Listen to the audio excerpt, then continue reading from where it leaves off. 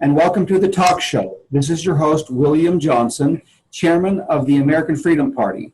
My co-host is Barack Obama Mandela, and our analyst is Ken Daly. Today, our guest is Dr. David Duke. Before we go to our guest, I'd like to introduce our co-host. Barack, tell the listening audience who you are. My name is Barack Obama Mandela. Yes, that is my real name. And I believe in Black power. Black power. I'm not an Uncle Tom. I'm not a sellout. I'm a proud Black and honorable Black man. I'm a Black warrior, and I will stand for my Black people. Okay, Ken, can you tell the audience a little bit about yourself? Certainly. My name is Ken, and I'm the publisher of dailyken.com, and it's spelled with two N's, by the way, dailyken.com. Okay, and for those of you who have been living in a cave for the last 20 years, I'm going to ask David Duke to give us a little introduction of who he is, because there might be someone in this country who doesn't know him. Yes, I'm David Duke. I'm a former member of the House of Representatives in Louisiana, and I have a PhD in history, and I've obviously been lecturing for the rights and the heritage of the European people all over the world for the last 45 years of my life. Okay, Dr. Duke, I understand that you're running for an electoral office right now. Yes, I'm running for the United States Senate seat here in Louisiana. Okay, well, let's jump right into the questions. Barack, do you have some questions for Dr. Duke? Yes, I read on CNN that Dr. David Duke had endorsed Donald Trump for president of the United States. So I want to know why Dr. Duke decided to endorse Donald Trump. Well, it actually wasn't a formal endorsement, but I believe we have to make strategic votes. And I believe Donald Trump's issues are really critical to the United States of America. His issues on trade, for instance, are absolutely vital to our country. His issues on immigration, that to me is the most important issue facing the United States and really the entire Western Christian world. Unless we stem this flow of immigration, I think it'll be disastrous for my people. I think it'll be disastrous for America, our constitutional rights, our freedoms, and the future of our children. So that's why I'm supporting Donald Trump. I think that Hillary Clinton would be a disaster. I think that Donald Trump also is absolutely opposed by the establishment of this country, which is leading America to disaster, into wars all over the world, into absolute total control by these international bankers who are robbing the American people blind. In fact, robbing most of the world blind. The Goldman Sachs of the world, the George Soros of the world, who composed almost all of Clinton's biggest financial contributors. We have a government in this country today that is controlled by these incredibly wealthy, ungodly wealthy criminal bankers, that's the only way to put it, who are leading America and leading the world to disaster. So those are some of the reasons why I support Donald Trump. Hey, Dr. Duke, I have a question, and it was most telling. Your name, I guess, in the media is probably one of the most toxic names that exist.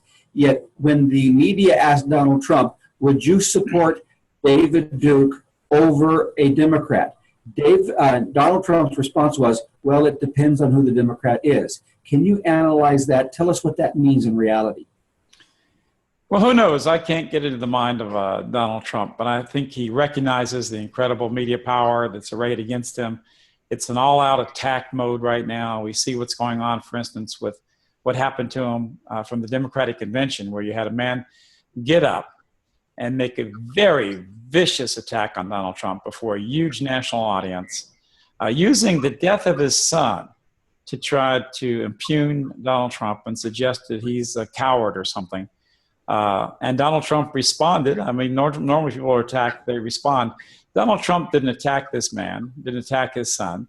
The ostensible reason for this attack that he suffered was because Donald Trump simply said we needed a pause on Muslim immigration for a while with this incredible violent terrorist attacks that we are undergoing in Europe and America. And it made sense until we could get a handle on this that we'd pause it.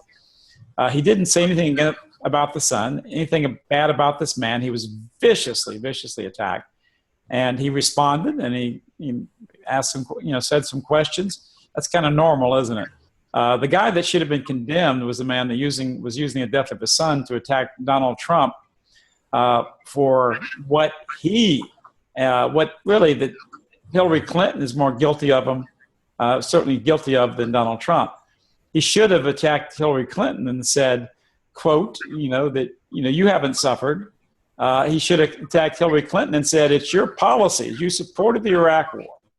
You supported this interventionist policy of the last few years, and you caused directly the death of my son, which she did. And she caused the murder and maiming of hundreds of thousands of Americans.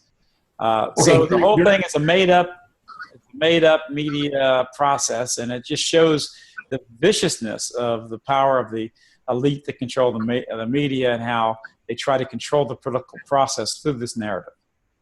Very good. Barack, do you have another question for him? Well, I'm concerned about Dr. Duke. As a black man, I'm concerned because Dr. David Duke was a prominent leader of the Ku Klux Klan, a group that lynched my people. So I want to know if... Well, sir, just tell me exactly. I mean, there's lots of different Klan groups. My group was nonviolent entirely. And you just tell me what member of my organization lynched anybody or hurt any black people. And the fact is that in my organization, the group that I have, and again, a lot of people call themselves Klan, just like a lot of people call themselves Black nationalists or Black Panther. There's even different Black Panther groups. In my organization, there was never a single person even accused of harming a black person. Well, so you stop taking the media narrative of all this. And I'm sick and tired of that. And I stood up for my people as a young man, and I was right about things. I realized that America was literally in a policy of ethnic cleansing against European Americans. I also realized our foreign policy was against the interests of all Americans, including white Americans and black Americans and every American. I also realized that this massive immigration was not only damaging the European American people, but the African American people. I stood up for my people. I've always condemned violence. There's no denial of that. I'm not ashamed of the fact that I stood up for my people as you purport to stand up for your people. Well, yeah, Dr. Duke, you've mentioned European Americans and you stand up for European Americans. Yes. Does that make you a white racist? Are you a white racist? Sir, I'm not going to deal with these kind of epithets, and I won't even do the show if we're going to deal with these epithets. Yeah, come on. No, I'm not. Let me tell you, I'll make it clear to you.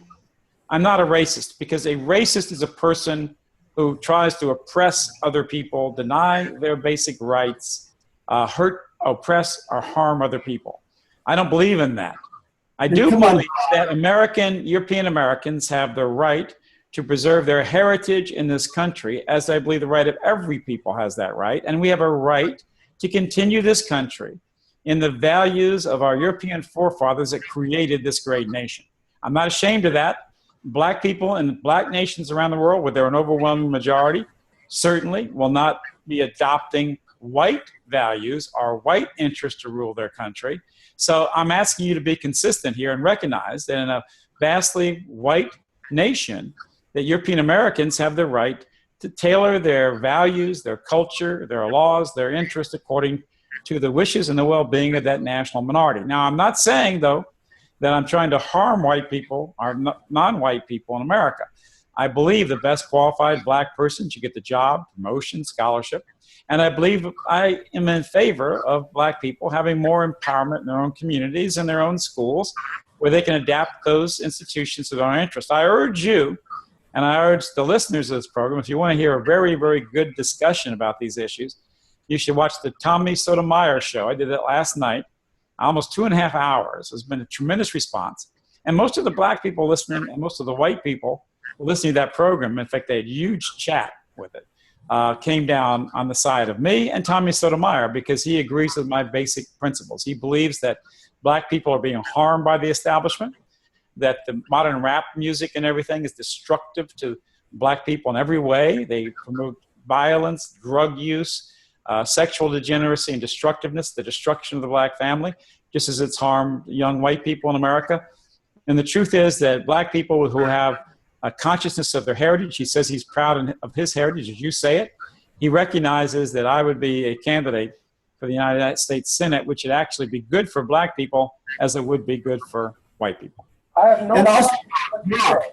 No problem with what you said, Dr. B. Good. okay, see, Brock, you have kind of furthered the stereotype that has been thrown against him for 20 years. And I'm glad you say that. I have no problem with that. But we need to move beyond that issue. And in fact, David Duke put out a little press release saying that there was a recent public opinion poll conducted by a major university in Louisiana that said that he had, what was it, 19% of the black vote for this coming election? It was actually 16% of the black vote. And of course, I usually get double whatever the polls show. And in fact, we can prove that because you can look at my U.S. senatorial race, my first race, and I was expected to get by the polls about 22%. I got 45% in that race. I was expected, in fact, in the beginning of the polls, like in the ratio to this election, I was expected to get something like 18%, and he was going to get 60%, the incumbent Democrat. And I ended up getting 45% in the race. So we have a history, and I can show you this in every election I've been in, that I get double the amount of the poll numbers in elections. The interesting thing to me, it's a very fascinating poll that was run. It's pretty amazing, actually. I had 16% of the vote of the black respondents to this poll. And if you look at the Republican history for President of the United States, no Republican presidential candidate has ever broken even 6%. I got 16%, which is kind of interesting. I don't know if that'll translate to those votes on election day because the media, in their divide and conquer strategy, will try to incite black hatred against me in order to further their own particular objectives. Okay, again. What do you think of Black Lives Matter? What do you think of this movement? Well, I agree with Tommy Sotomayor, the black host on the TV show I did last night, that it's extremely destructive of black Americans. As he said, the problem is not policemen shooting down black people on the streets of America. The problem is the fact that most black kids are growing up without a father in this country.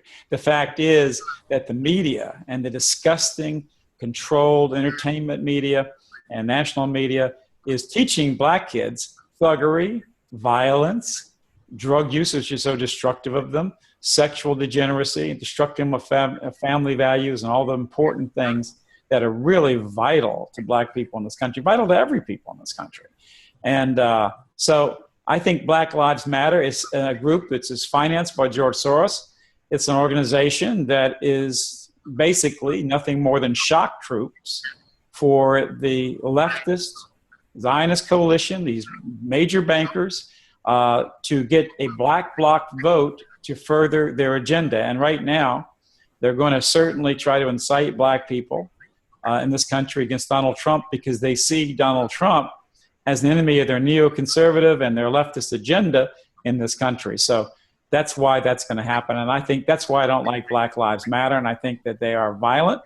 I think that they are terrorists in many ways, that they have promoted the murder of police officers. I think that the truth is that both European American police officers and black police officers, every day they risk their lives to go into these very high crime areas of, say, Chicago or New Orleans or New York or Los Angeles, the major cities. And they risk their lives to bring in black predator criminals who are hurting innocent black people, robbing them, getting young kids on dope and drugs, raping young women and girls. I mean, I think that without the fact that we had that police force there, I would be really worried about black people. The answer eventually, of course, is maybe something you agree with, that the idea that when blacks have more responsibility in their own areas, that perhaps they can stop that. As long as they're not coming into my areas, you have the right to set up, I believe in what Switzerland has, basically a little bit of an autonomy. I think every people should control their neighborhoods. They should control their schools. I endorse that. I'm the only candidate you're going to find, the white candidate, and you're going to find that actually supports those kind of programs. But at the same time, I must tell you that police officers of this country, both black and white, who go in and help police the law and take the criminals and predators out of the streets and the black community, I think the black community as a whole should be very, very thankful for these men. And I think I consider the fact that if they weren't there, the savagery that would exist in these areas, bad enough as it is, even with police taking some of these predators who are committing murder and robbery and rape and drug use, even with that, it's horrific in Chicago. 700 people, over 700, I think, this year so far. So I don't, this narrative the media gives us, and by the way, the media is not controlled by black people.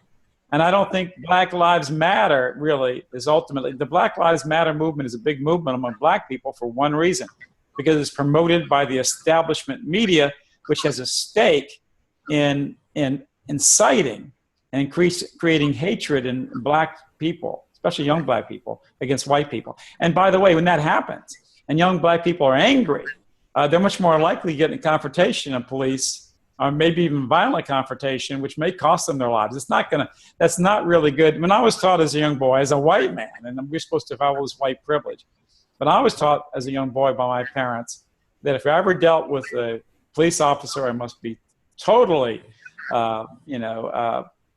what's the word for it? Do whatever they say, be totally respectful. And that's what we were taught as a white man. And that's the best advice to give to a young black man in this society, rather than this hateful attitude, which could end up causing them a lot of problems. Okay, very good. Then we need to move on. Ken, do you have any questions?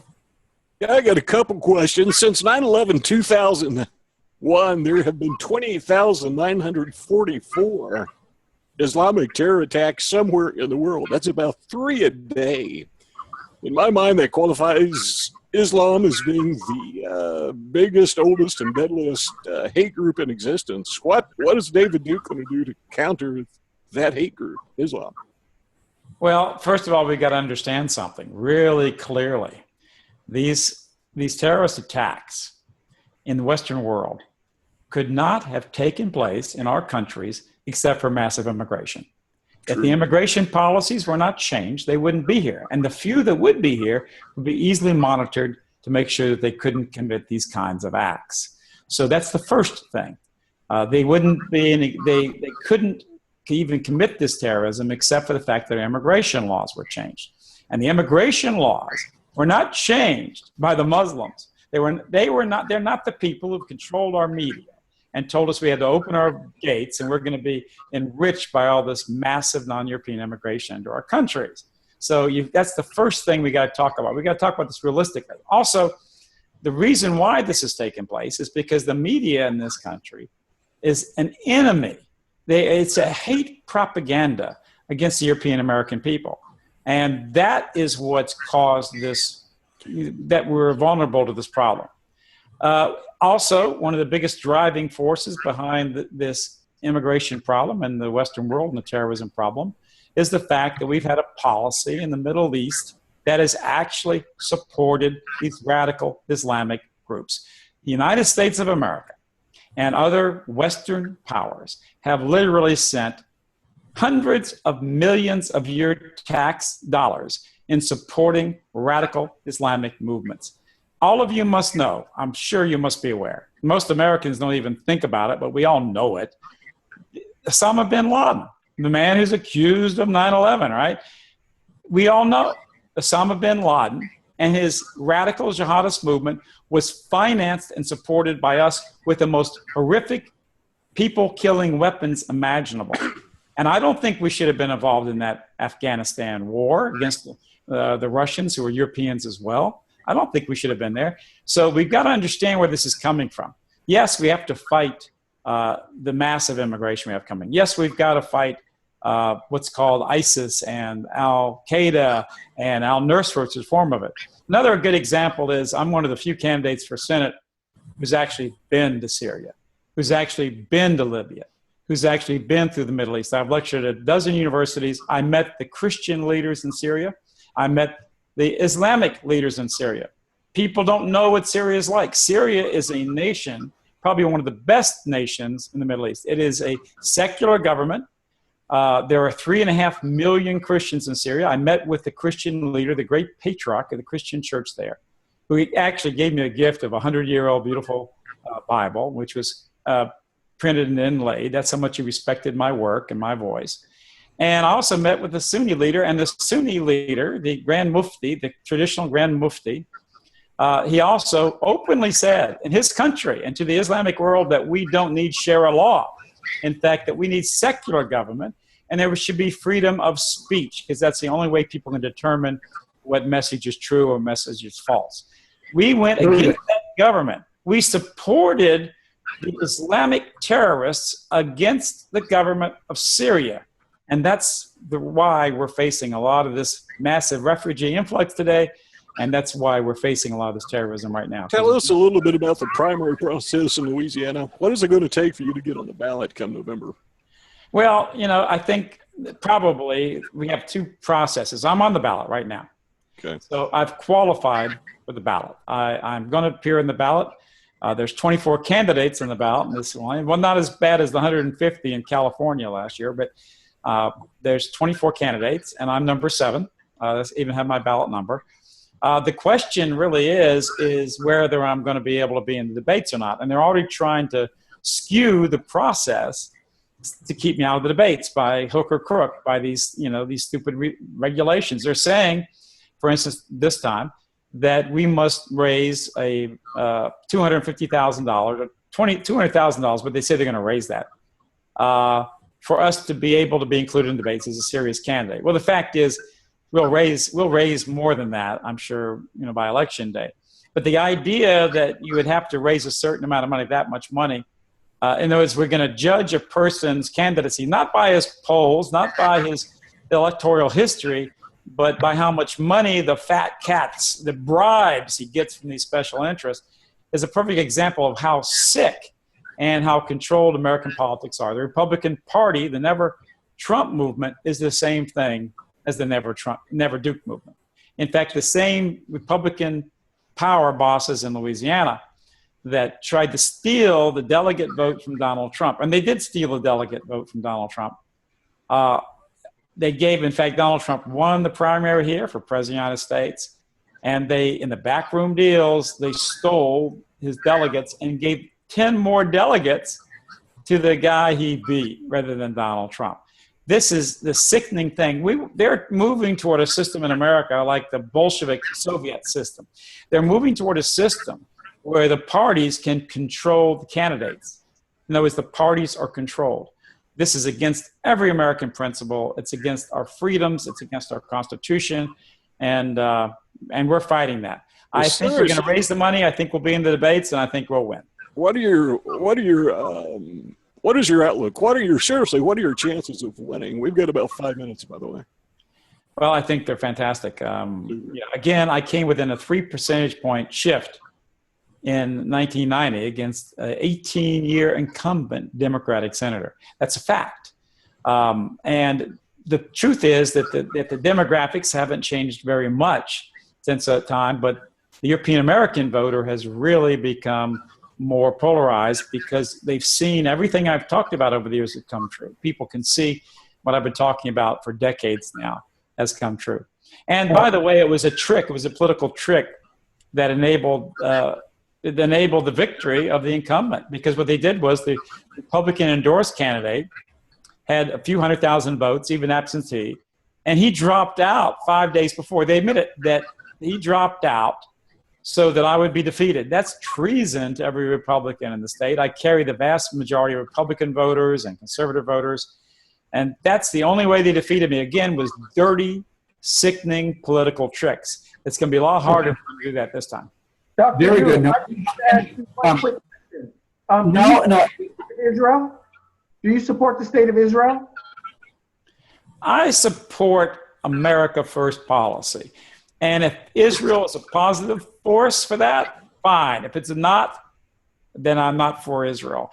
And the truth is, Israel has absolutely been, in most really serious ways, an enemy of the United States rather than their friend. They attacked us with terrorism in the Levant affair. They attacked us with terrorism in the Liberty. So, it really depends on what they do. I want to get one final question in, and it's not for you, Dr. Duke. It's for you, Barack. Barack, he's running for Senate. What can you say after listening to David Duke to convince the voters in Louisiana to go from 17% black support to 25% black support. What, after listening to this, what good things can you say about David Duke? It's going to be very difficult for Dr. Duke to win over black voters because there's a lot of fear in the black community when people talk about European power or white power or European identity. So immediately when Dr. Duke starts talking about European identity or white power or white identity, some black people will immediately withdraw their support. So it's going to be very difficult for Dr. Duke to win over the community, but he can continue to do interviews like with Mr. Sotomayor on YouTube. But the establishment, I don't think the black establishment, the NAACP, etc., the Urban League, I don't think they would come over and endorse David Duke under any circumstance. No, the establishment won't, and the so-called European American establishment won't. But it's not really a European American establishment because it's controlled by these tiny elites on every level in the media. But there may be some blacks that will vote for me, and I think I would like to think that's true because the truth is that I benefit from blacks who are saying that every group has the right to control their own schools, their own communities, to defend their rights and heritage. I benefit from that, and I think black nationalists who want to control their own destiny, maybe even establish their own society at some point, just like Switzerland has its cantons, or their own nation if that's what they desire. I'm not even dictating any sort of destiny for black people. I'm saying that black people must have the right to determine their own destiny, just as white people have that same right. That's what real human rights are about. All right, very good. We've run out of time. Thank you very much, Dr. Duke. Thank you, Barack Obama Mandela. Thank you, Ken Daly. We appreciate your appearing on the show, and this show is a wrap. Thank you. Great.